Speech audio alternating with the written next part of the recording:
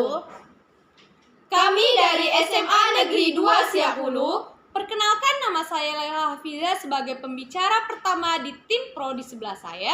Saya Anissa Safitri sebagai pembicara kedua dari tim kontra, dan di sebelah saya Khaidatul Aini sebagai pembicara ketiga dari tim netra.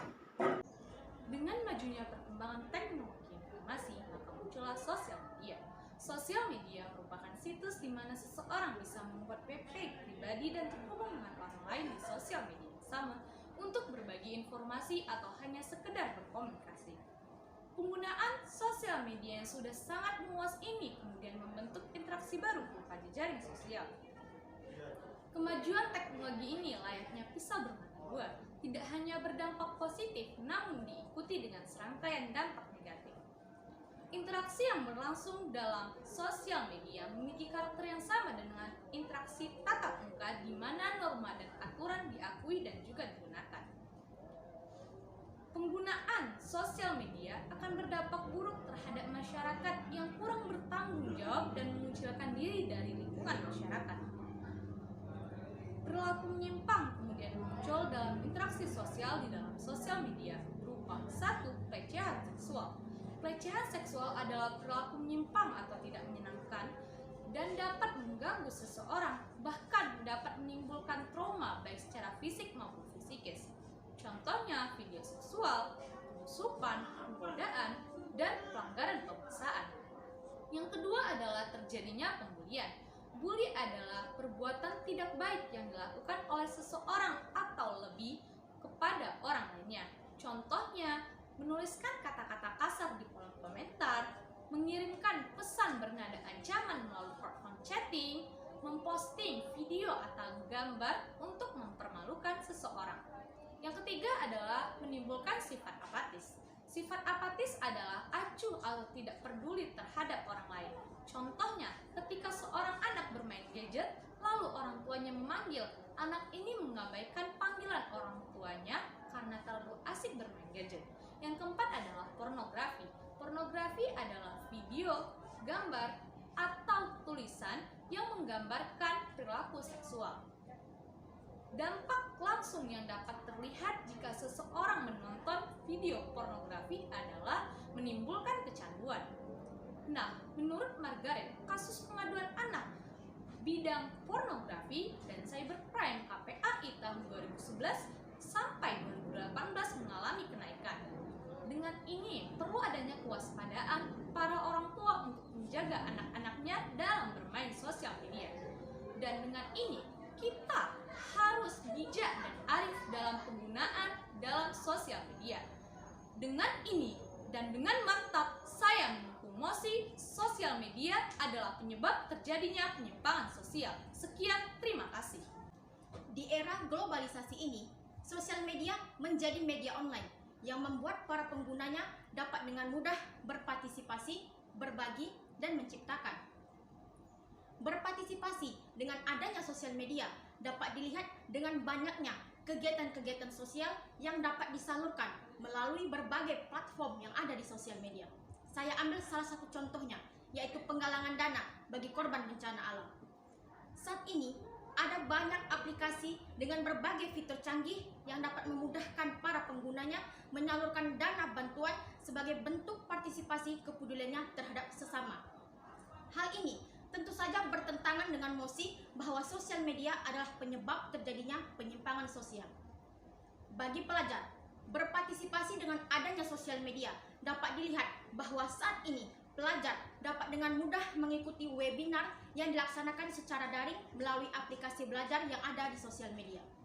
Hal ini tentu saja akan menjadi alternatif pembelajaran yang fleksibel karena tanpa harus keluar rumah serta mengeluarkan banyak waktu serta biaya, pelajar sudah mendapatkan materi pembelajaran lewat siaran online. Selanjutnya, pengguna sosial media dapat saling berbagi. Ketika ada pihak yang berbagi, tentu saja ada pihak yang menerima. Di sosial media, segala bentuk informasi dari berbagai bidang dapat dengan cepat dan mudah dibagikan serta dapat dengan cepat dan mudah pula diterima. Dengan bermodalkan koneksi internet, pengguna sosial media dapat mengakses segala informasi yang ingin diketahuinya maupun informasi yang ingin dibagikannya, baik itu informasi yang sedang terjadi maupun informasi yang sudah terjadi di masa lampau. Bagi pelajar, sosial media menjadi media berbagi dan menerima ilmu pengetahuan secara luas tanpa adanya batasan ruang dan waktu. Bahkan di masa pandemi saat ini, pelajar dapat dengan mudah menyerahkan tugas yang diberikan oleh guru mata pelajaran lewat aplikasi belajar yang ada di sosial media. Contohnya WhatsApp, Kaizala, Google Drive, dan Google Classroom. Segalanya menjadi praktis dan mudah dengan adanya sosial media. Kemudian, pengguna sosial media dapat menciptakan. Di era digital ini, sosial media menjadi wadah bagi penggunanya untuk menyalurkan bakat dan minat melalui karya-karya kreatif dan inovatif lewat konten audio, foto, maupun video, atau yang kita kenal dengan konten kreator. Perlu diketahui bahwa seorang konten kreator berpeluang besar untuk mendapatkan penghasilan lewat endorsement yang dilakukan oleh perusahaan yang ingin produknya dipromosikan secara digital. Sosial media menjadi alat promosi yang efektif karena dapat diakses oleh siapa saja sehingga jaringan promosi bisa lebih luas. Dahulu, jika berbicara soal bisnis dan wirausaha, hal itu hanya dijalankan oleh orang yang sudah wajib kerja saja. Namun kini, dengan adanya sosial media, hal itu tidak berlaku lagi. Banyak mahasiswa, bahkan pelajar yang sudah menjalankan bisnis online. Alasan mereka pun sederhana, karena bisnis online lebih praktis dan tentu saja pendapatan yang didapat cukup besar. Keberhasilan inilah yang mendorong pelaku usaha mikro kecil menengah untuk perlahan-lahan beralih ke bisnis online. Dengan adanya bisnis online ini dapat menambah pendapatan negara sebab adanya pajak yang dikenakan untuk bisnis tersebut. Dengan adanya bisnis online ini juga dapat mengurangi jumlah pengangguran yang ada di negara kita. Untuk itu, secara tidak langsung, sosial media dapat membantu perekonomian negara serta menciptakan penduduk yang produktif. Dengan ini, saya dengan tegas menolak mosi bahwa sosial media adalah penyebab terjadinya penyimpangan sosial. Sekian, terima kasih. Seperti yang kita ketahui, sosial media adalah platform digital yang memfasilitasi penggunanya untuk saling bersosial, baik itu berkomunikasi maupun membagikan konten berupa tulisan, foto, dan video. Segala konten yang dibagikan tersebut akan terbuka untuk publik secara real-time tanpa batas ruang dan waktu. Akan tetapi, sosial media juga menjadi penyebab terjadinya penyimpangan sosial.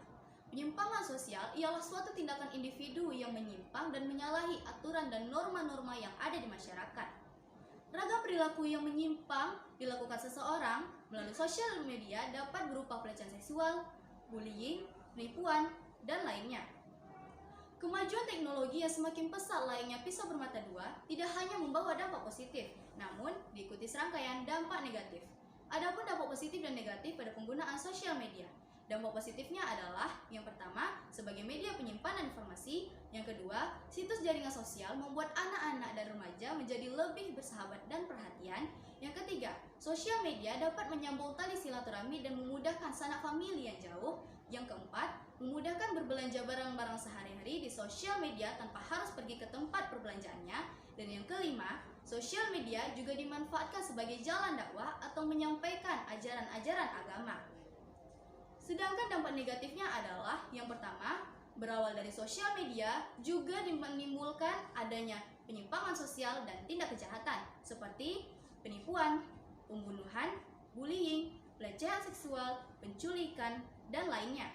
Yang kedua, susah bersosialisasi dengan orang sekitar. Yang ketiga, situs sosial media dapat membuat seseorang lebih mementingkan diri sendiri.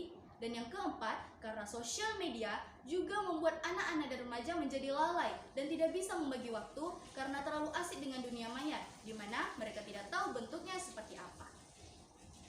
Ketika para pengguna sosial media berinteraksi dan di antara mereka setuju dengan apa yang telah mereka lakukan melalui sosial media, pada saat itu telah terjadi kesepakatan sosial.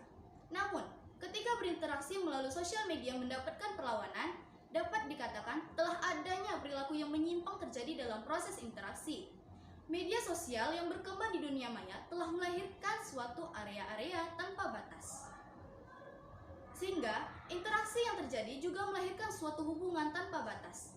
Kondisi ini tentu mempengaruhi individu-individu yang melakukan interaksi melalui sosial media untuk melihat perilaku orang lain dan apabila ia setuju dengan perilaku tersebut, kemungkinan akan dicontohinya. Untuk itu, kita harus lebih arif dalam menggunakan sosial media untuk kepentingan yang positif, membangun interaksi sesuai dengan harapan masyarakat pada umumnya, sehingga dapat mengurangi terjadinya penyimpangan sosial. Sekian, terima kasih.